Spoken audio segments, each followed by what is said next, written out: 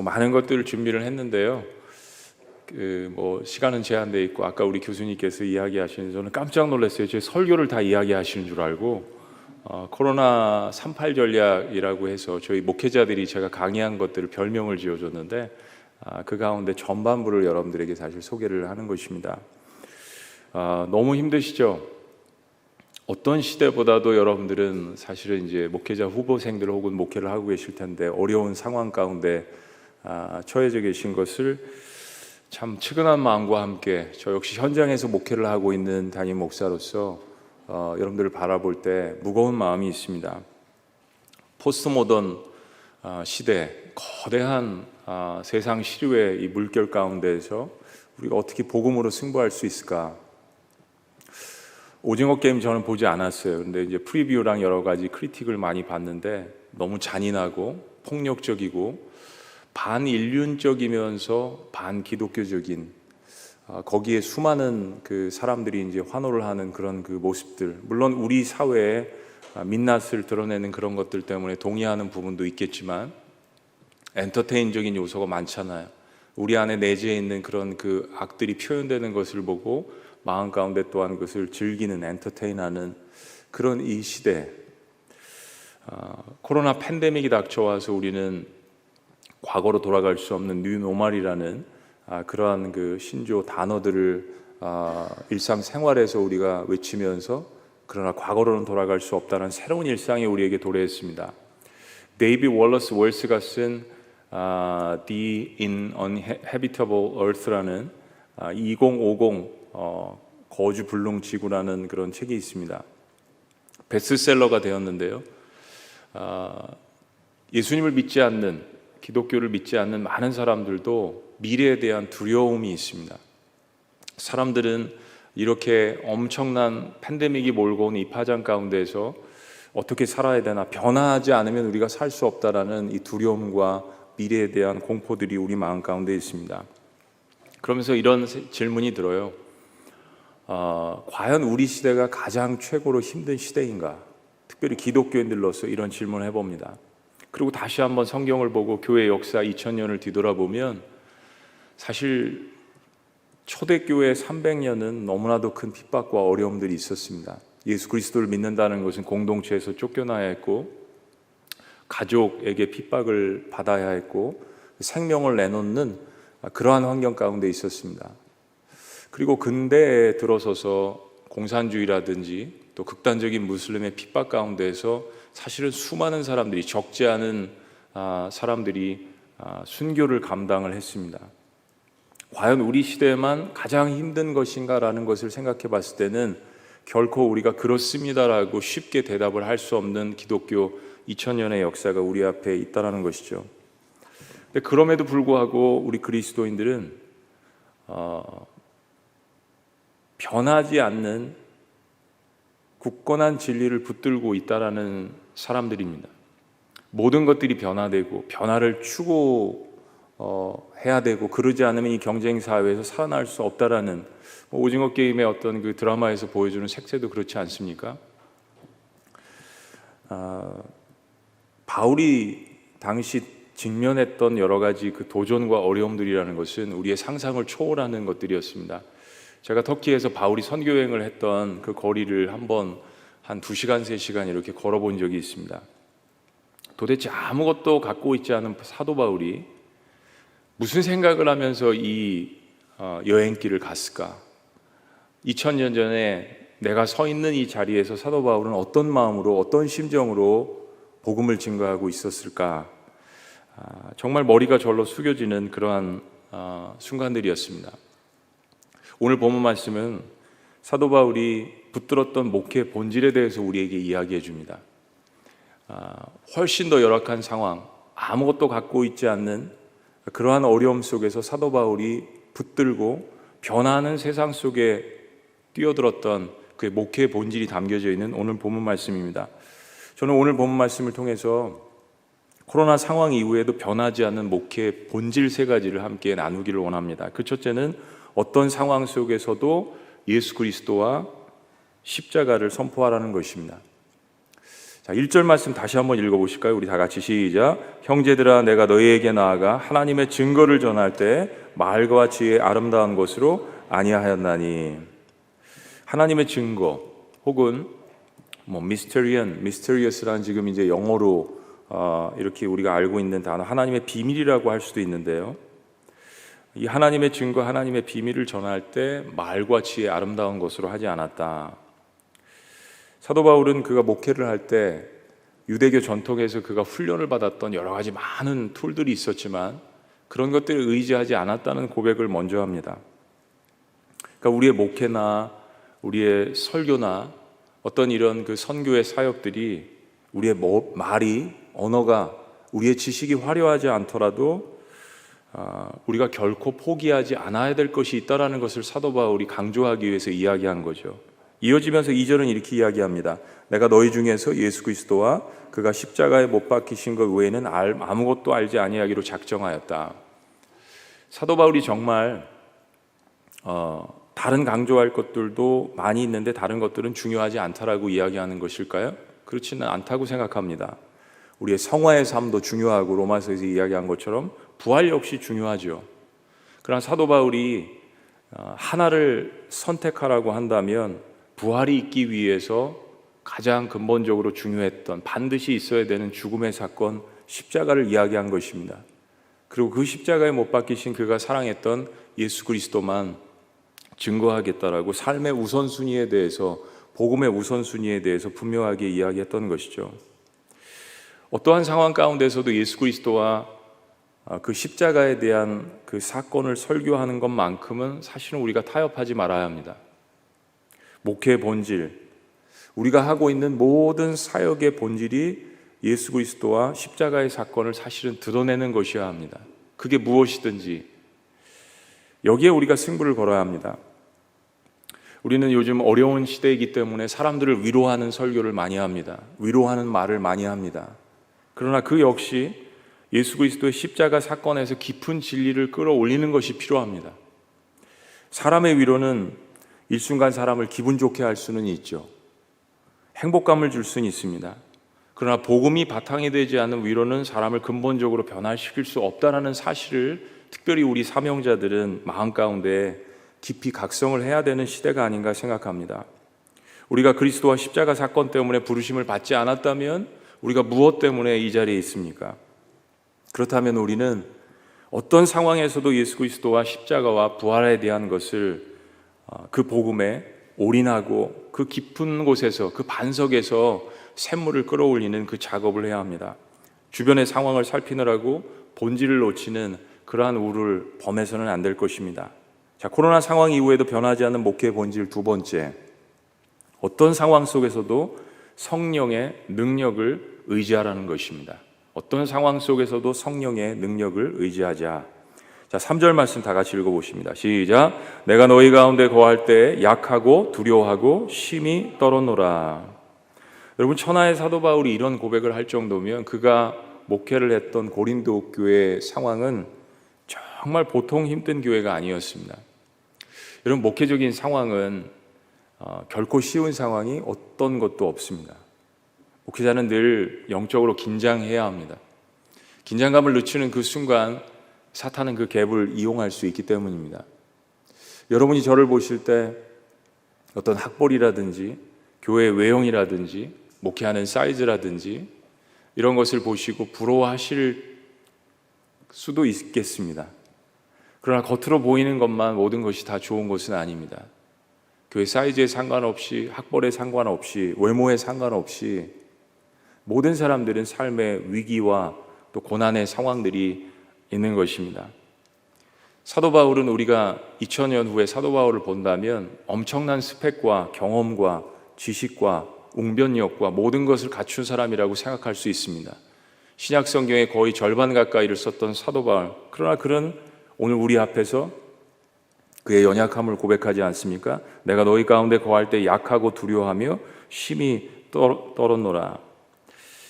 웅변이 아볼로에 비해서 딸린다라는 비교를 받았습니다. 얼마나 사도 바울이 자존심이 상할까요? 설교를 못한다라는 비난도 받았습니다. 육신이 연약하다는 비난도 들었고요. 심지어 헌금을 착복했다라는 누명까지 받았습니다. 설교자로서 이런 그 비난을 받을 때 얼마나 마음이 힘들고 어려웠을까요? 우리는 목회자로서 사도 바울이 얼마나 많은 죽을 고비와 위험과 어려움들을 경험했는지 잘 알고 있습니다.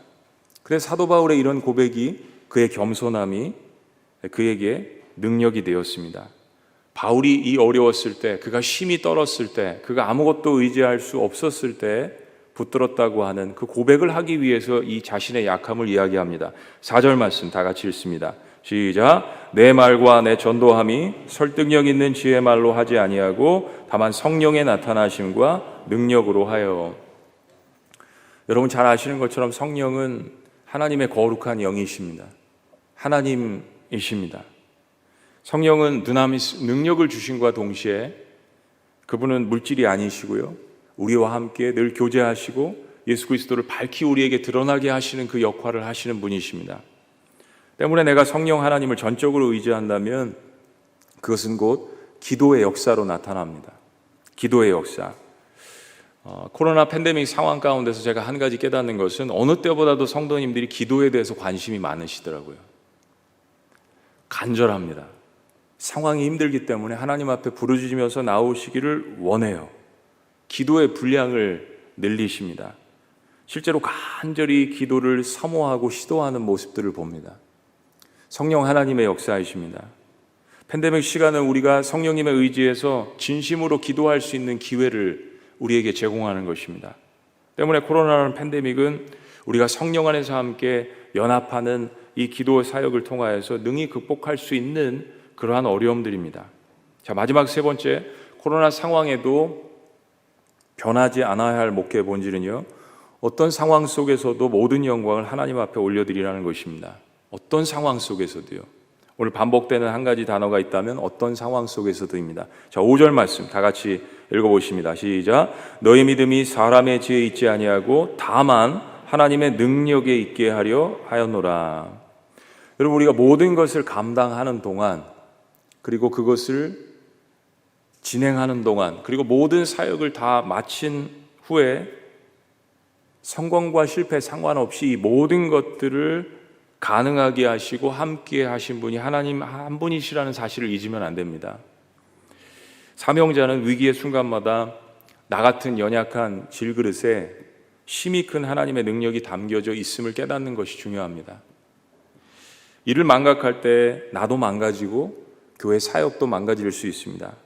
근데 부족하더라도 우리가 무엇을 진행하는 동안, 그리고 그것을 마친 후에 그 승리를 쟁취하는 순간 그 모든 영광을 하나님이 하셨습니다 라고 하나님 앞에 올려드린다면 우리의 모든 사역은 하나님께서 기쁘시게 받으시는 사역이 됩니다. 사실 우리 하나님은 그 순간을 기다리고 계십니다. 그 순간을 지켜보고 계십니다. 사명자에게는 목회 성공이 중요한 것이 아닙니다. 사명자에게는 목회 성공이 중요한 것이 아니라 부르심에 대한 순종이 중요한 것입니다. 순종이 승리를 주는데 그것은 하나님께서만 주시는 것입니다.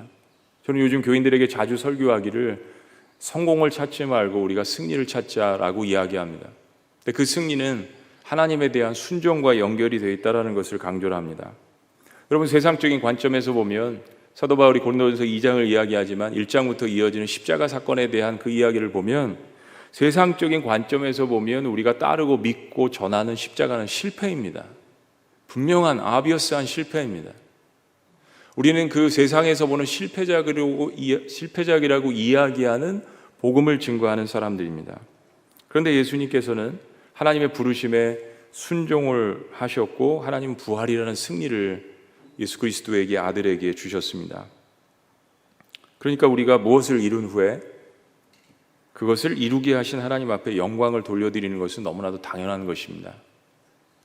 여러분 가운데 많은 여러 가지 꿈을 이 시절에 아마 꾸고 계실 것입니다. 현실적으로 녹록치 않은 상황도 있지만 그러나 하나님 앞에 부름받은 사역자로서 지금 이 순간에 목회에 대한 그림과 선교에 대한 그림과 또 가르치는 그림과 여러 가지 하나님께서 주신 많은 마음에 설레이는 것들도 있으실 거예요.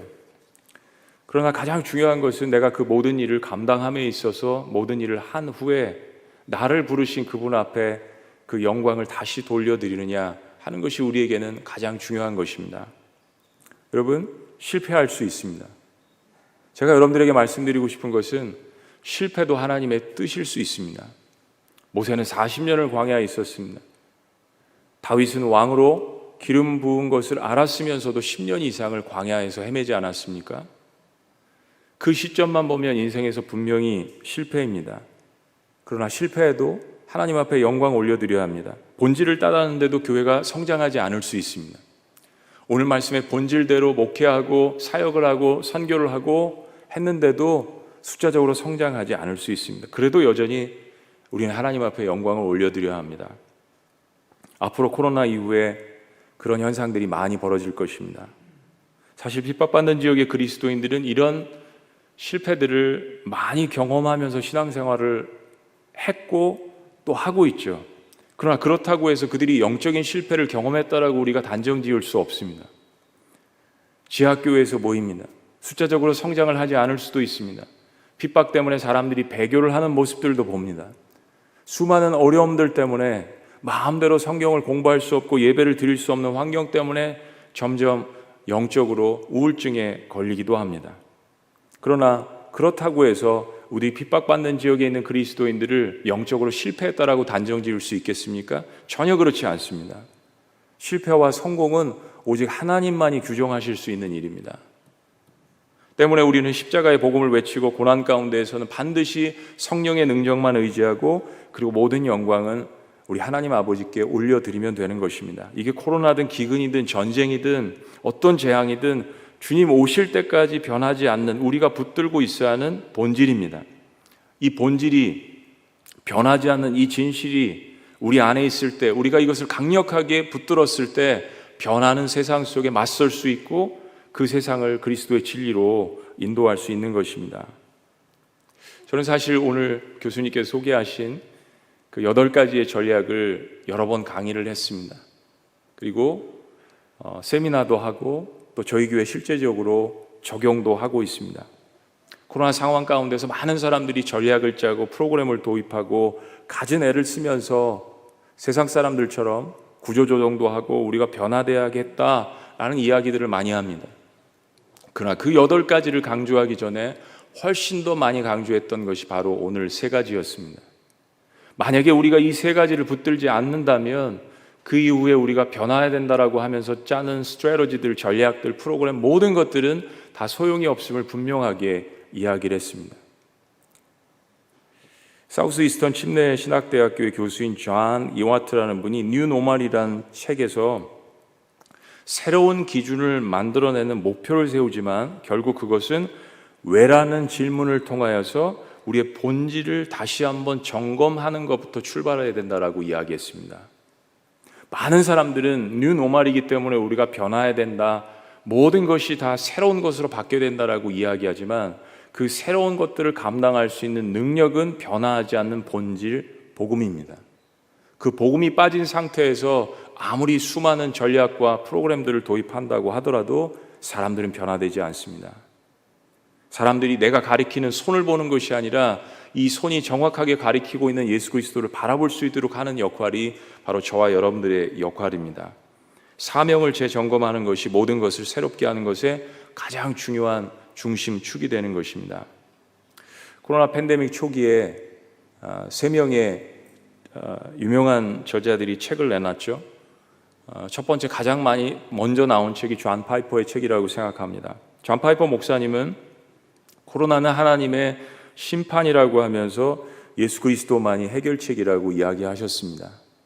또 옥스퍼드대 존 레녹스 교수님은 코로나 전염병을 허용하시는 하나님은 여전히 사랑의 하나님임을 역설했습니다. 조금 관점이 틀리죠.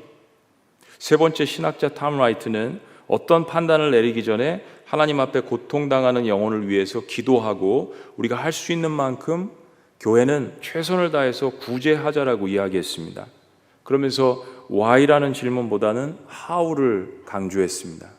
왜라는 질문만 계속할 것이 아니라 우리가 어떻게 이 상황 가운데서 할 것이냐, 다 맞는 이야기라고 생각합니다.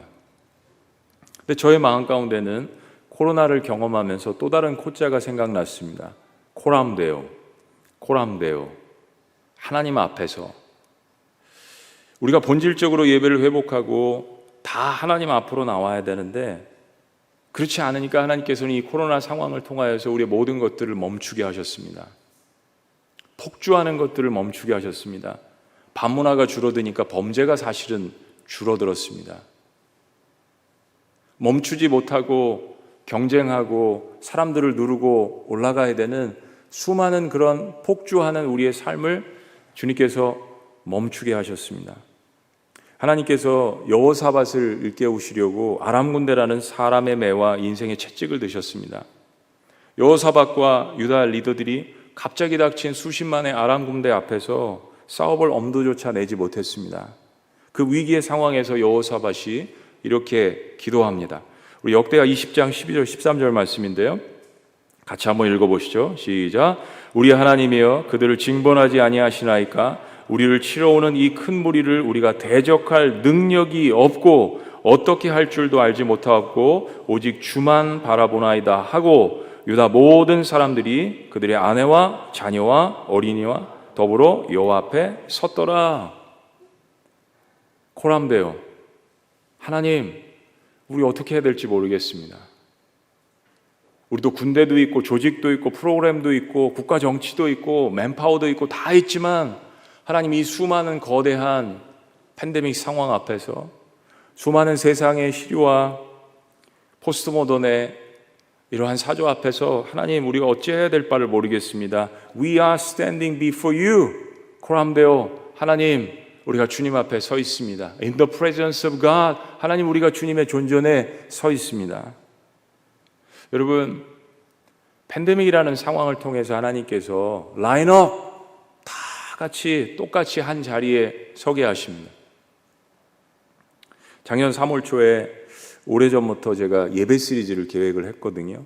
부임하면 첫 해에는 예수 그리스도에서 강조하고 두 번째는 예배 시리즈를 준비하겠다. 근데 작년 3월 초, 여러분이 그 시간을 기억하시죠? 예배 시리즈를 준비를 하고 딱 설교를 시작했는데 교인들이 한 분도 오지 않으셨습니다. 아니, 오시지 말라고 했습니다. 그 상황 여러분들 아시잖아요. 3월 초 교육자들만 모여서 함께 예배를 드렸습니다. 그렇게 카메라만 응시하면서 때로는 19명 예배를 준비할 수 있는 스태프만 넣고 또 몇 개월 설교를 한 적도 있죠. 여러분, 교회가 크던 작건, 사람이 없는 가운데에서 카메라만 바라보고 설교를 하는 것은 고통스러운 일입니다. 설교도 인격적인 만남이거든요. 성령께서 굉장히 다이나믹하게 역사하시는 순간입니다. 근데 설교자는 사람의 모습을 볼 수 없어요. 뭐 성도님들은 그래요. 우리는 목사님 맨날 큰 TV로 볼 수 있어서 너무 좋아요. 애들까지 다 그러더라. 근데 우리는 볼 수가 없어요. 성도님들이 어떻게 신앙생활 하시는지, 예배 자세는 어떤지, 파자마를 입었는지, 양복을 입었는지, 찬송은 부르는지, 끝까지 축도 시간까지 남아있는지, 예배 전에 일찍 들어와서 눈물로써 기도를 하는지 우리는 볼 수가 없어요.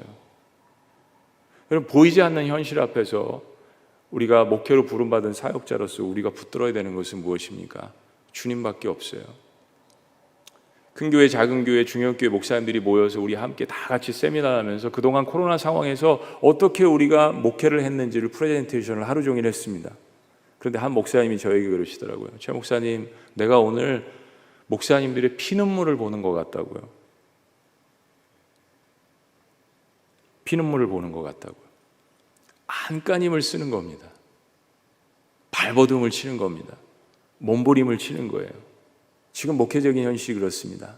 근데 그러다가 우리가 하나님만을 붙들게 되는 법을 배우게 되는 것입니다. 이스라엘의 멸망을 예언했던 이사야가 생각납니다. 이스라엘의 멸망의 한복판에서 울부짖었던 예레미야가 생각납니다. 그리고 이미 포로로 잡혀간 사람들에게 말씀을 전한 에스겔도 생각이 납니다. 보이지 않는 청중을 향해서 말씀을 증거했습니다. 그들의 사명은 영혼들이 돌아오지 않는 거였습니다. 그냥 각성, 하나님의 말씀, 회개하는 것만 외쳤는데 결국 그들은 돌아오지 않았습니다. 때로 여러분들의 목회적인 상황이 그럴 수 있습니다. 때문에 성공과 실패를 여러분이 규정하지 마시고 하나님께 내어드리시기 바랍니다. 시대적으로 그럴 수 있습니다. 우리의 사명은 하나님 앞에 순종해서 복음을 외치는 것이지 우리 스스로가 실패와 성공을 규정해서는 안 됩니다. 그래서 하나님께서는 코로나라는 상황을 통하여서 우리를 돌아보게 하시는 것입니다. 우리의 사명을 돌아보게 하시고 복음의 본질을 돌아보게 하시고 교회가 건물이나 프로그램이 아님을 이야기하십니다. 미자립교회 목사님들을 모아놓고 이 세미나를 하면서 얼마 전에도 그분들에게 그렇게 격려를 드렸습니다. 저나 여러분들이나 하나님께서 우리 모두를 다 겸손케 하시는데 이 핸드폰 사이즈 안에 모든 교회 사이즈를 다 집어넣으셨습니다. 여러분, 10,000명이 되는 교회도요, 설교에 목숨 걸지 않고 설교 준비 제대로 안 하고 예배 준비 제대로 안 하면 그 주일 예배 시간에 성도들이 들어오지 않습니다. 이미 이제는 다 비교가 되고 다 알고 있는 시대가 되었어요. 교회 사이즈가 문제가 아닙니다. 이 안에 다 들어가게 하셨어요. 어느 목사님은 교인이 100명밖에 되지 않는데 제가 주일날 들어가 봤더니 1200명이 말씀을 듣고 있더라고요. 저는 그게 꼭 그분이 복음을 선포한다라는 말씀을 드린 것은 아닙니다. 그건 또 분석하고 따로 봐야겠죠. 그러나 제가 말씀드리는 것은 이 시대에 하나님께서 핸드폰 사이즈 안에 모든 것들을 들어가게 하시는, 우리를 겸손케 하시는 것이 있습니다. 우리의 건물과 역사나 자랑스러워하는 전통이 보이지 않습니다. 본질, 예수 그리스도, 십자가, 부활, 복음에 대해서, 그리고 그리스도인들 구원받은 삶의 이후에 그 삶이 어떠해야 하는지 사회는 적나라하게 또한 우리를 지켜보고 있습니다.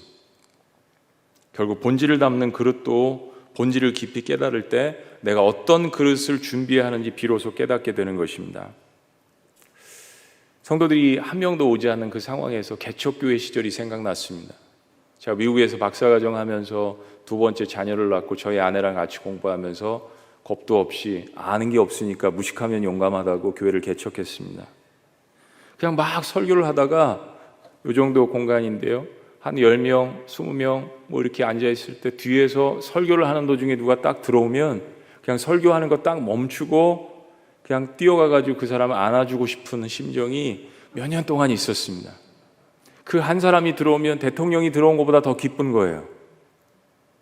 그런데 이 코로나 상황에서 큰 교회를 목회하면서 그런 마음을 다시 주셨습니다. 한 영혼이 얼마나 중요한지, 왜 예수 그리스도께서 찾은 99마리의 양을 뒤로 하고 한 마리 잃어버린 양을 위해서 나가셨는지 우리 모든 목회자들을 겸손케 하시고 깨닫게 하시는 시간이 바로 이 코로나 팬데믹 시간이라고 생각합니다. 성경은 우리 한 사람 한 사람이 성전이라고 이야기하셨습니다. 고린도서 3장 16절은 너희가 하나님의 성전인 것과 하나님의 성령이 너희 안에 거하시는 것을 알지 못하느냐. 여러분, 이 본질을 한번 생각해 보셨나요? 왜 우리와 같은 가죽 부대에, 왜 나 같은 깨어진 상처 많은 그러한 질그릇에 주님을 담게 하셨을까? 왜 하필이면? 왜 나 같은 사람을 성전이라고 이야기하실까? 왜 우리와 같은 자들을 부르셔서 주님의 몸의 공동체를 이루기를 원하실까? 왜 우리와 같은 자들을 부르셔서 제자로 만들기를 원하실까? 왜 우리와 같은 자들을 부르셔서 우리의 입술에, 우리의 가슴에 복음을 담아주시고 그것을 외치게 하실까? 고린도후서 4장 7절은 이렇게 이야기합니다. 우리가 이 보배를 질그릇에 가졌으니 이는 심히 큰 능력이 하나님께 있고 우리에게 있지 아니함을 알게 하려 하심이라. 그러니까 변하지 않는 본질이신 예수 그리스도를 담을 새 가죽 부대, 저와 여러분들 질그릇, 우리의 본질을 깨닫는 것이 참 중요합니다. 그것은 하나님의 은혜입니다. 은혜를 깨닫는 자가 결국 겸손하게 모든 영광을 하나님 앞에 올려드리는 것이고, 저는 그것이 목회의 승리라고 생각합니다. 교회는 우리가 하나님 앞에 돌려드려야 할 영광이 있습니다. 하나님이 그래야 머무십니다.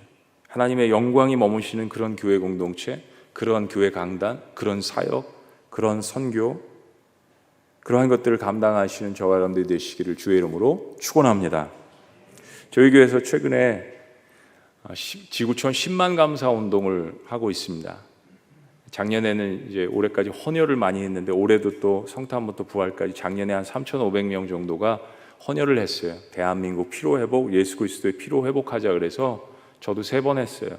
3,500명이 헌혈을 했는데 감사운동이 생각나서 감사운동을 했는데요. 사실 지난주에 일주일 동안 제가 교회 부흥회를 직접 인도하면서 히브리서 강의를 했습니다. 3년 동안 한 거예요. 책거리를 하면서 히브리서 강의를 하는데 히브리서 너무 어렵잖아요. 그런데 꼭 해야 되는 설교, 그리고 어떤 성경 본문보다 예수 그리스도를 분명하게 드러내는 본문이 히브리서입니다. 구약과 신약을 관통하면서. 그런데 이 어려운 히브리서를 이야기하는데 아이들이 우리 합동신학원 학생들처럼 잘 적는 거예요. 초등학교 아이들이 노트를 테이크해서 그 어려운 히브리서 말씀을 적어서 막 사진 찍어서 올리고 막 하는 겁니다. 그러면서 10만 감사 운동을 저희들이 했어요.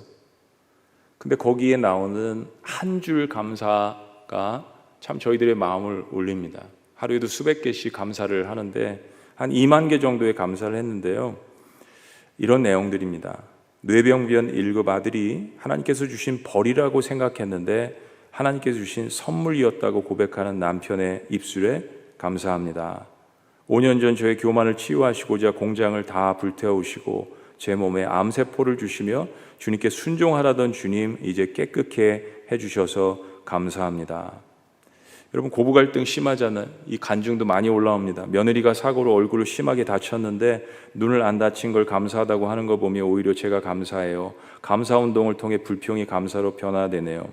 부모님 2분 다 안 계셔서 외롭게 살았지만 따뜻한 가정 주셔서 감사, 가족들 건강한 것 감사, 동생 힘든 가운데 살아있음에 감사. 아들을 보내고 극심한 고통 중에 있을 때 다시 일어서게 해달라고 울며 기도하며 지낼 때가 생각나는 오늘 예배, 오늘 히브리서 말씀입니다. 하나님, 아빠 없이 자랐는데 하나님이 제 아빠가 되어주셔서 감사해요. 오늘 학생의 고백입니다. 3년 전 딸을 보내고 하나님을 원망했습니다. 그러나 오늘 예수 그리스도의 말씀을 통하여서 다시 한번 주님을 깨닫게 해주셔서 감사합니다. 7년 전 아들을 하나님 앞에 보내고 교회를 떠날 생각을 했습니다. 그러나 다시 복음 앞에 서게 하신 것 감사합니다. 2살 딸아이 무릎을 다쳐서 약 바르는 것도 가슴이 미어지는데 하나님의 아들을 저를 위해서 십자가에 내어주심에 감사합니다. 자폐를 가지고 있는 둘째 아들 뇌 속에 물혹과 뇌종증까지 동반하고 있어 정신적, 육체적으로 힘든 적도 있었지만 아들의 입에서 나오는 찬송과 아멘, 사랑스러운 모습 속에 감사를 드립니다. 이 모든 고백들 가운데 그들이 붙들었던 것은 어떤 다른 것이 아니었습니다. 자신을 위해서 십자가에 희생하신 그 예수 그리스도를 밝히 고난 가운데서 붙들고 경험하고 부르짖고 하는 가운데 그들이 이 모든 고난들을 넉넉히 이겨나가며 하나님 앞에 감사를 올릴 수 있었던 것입니다. 히브리서 기자는 이야기합니다. 세상이 감당치 못하는 사람들, 세상은 계속 변화를 요구하고 오징어 게임 같은 경쟁 시대를 우리에게 이야기하지만 그 변하는 세상을 능력 있게 감당할 수 있는 것은 변화하지 않는 영원한 그 복음을 붙들고 그들 가운데 뛰어드는 것임을 저와 여러분들이 이 시대를 살아가며 그리고 앞으로 계속해서 복음을 외칠 여러분들이 확신하시기를 주의 이름으로 축원합니다. 기도하시겠습니다. 살아계신 하나님, 하나님께서 우리를 선지동산으로 불러주시고 하나님의 말씀을 다시 한번 묵상하게 하시며 왜 나를 이곳에 부르셨는지 묵상하게 하시고 그리고 어려운 시대에 왜 주님께서 부르셨는지도 다시 한번 깨닫게 하시는 것 감사합니다. 실패와 성공 하나님이 규정하시는 것임에 부르심에 대한 온전한 순종이 있게 하시고 무엇보다도 오늘 주신 사도 바울의 목회처라 오직 예수 그리스도 성령의 능력 그리고 이 모든 구원 계획을 하신 그 하나님 아버지 앞에만 영광을 돌리는 이 3가지의 본질을 우리 목회 가운데 놓치지 않도록 주님께서 함께하여 주시옵소서. 크든 작든 많이 가졌던 적게 가졌던 하나님 앞에 우리 모두가 설 수 있도록 인도하신 것 감사합니다. 우리 모두가 주님의 오직 회개함 있고 은혜 받은 죄인들로서만 하나님 앞에 나아갈 수 있도록 우리를 붙들어 주시옵소서. 총장님과 교수님들과 모든 학생들과 합동신학교를 축복합니다. 하나님의 복음의 은혜가 머무는 그러한 선지동산, 그래서 예수 그리스도의 복음을 온전하게 외칠 수 있는, 세상을 변화시킬 수 있는 그러한 우리 모두가 될 수 있도록 주님께서 역사하여 주시옵소서. 놀라우신 이름, 우리 복음의 주인이신 예수 그리스도 이름으로 축복하며 기도합니다. 아멘.